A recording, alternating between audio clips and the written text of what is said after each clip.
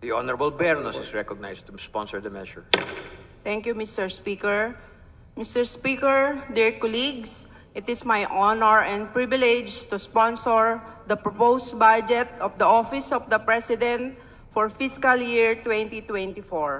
With us today is the dedicated and devoted Office of the President family, led by the Executive Secretary, May Kakailian, former Chief Justice Lucas B. Bersamin. Mr. Speaker, this proposed budget of the OP under His Excellency President Ferdinand Marcos Jr. reflects the continuation of the work he started in 2022. That is the promotion of Philippine interest towards greater social and economic progress.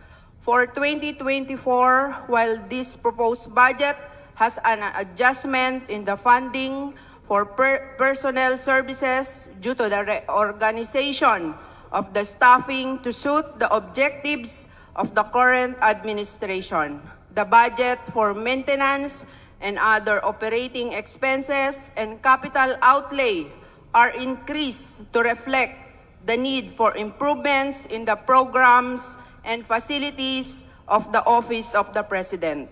As the President wears multiple hats, Head of State, Head of Government, Chief Diplomat, and Commander-in-Chief, it is necessary for his office to function smoothly and properly as he exercises oversight on various programs of the government.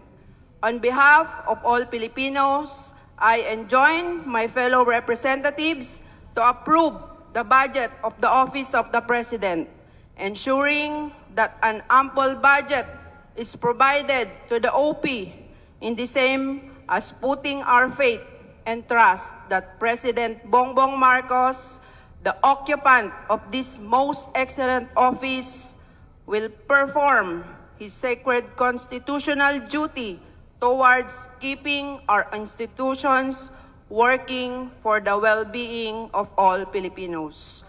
Together with my fellow sponsors, Congressman Erwin Tulfo and Congresswoman Mitch Kaayon-Uy, we are now ready to answer questions from our colleagues pertaining for the budget of the Office of the President. Thank you very much, Mr. We Speaker. thank the Honorable Bernos for her sponsorship speech.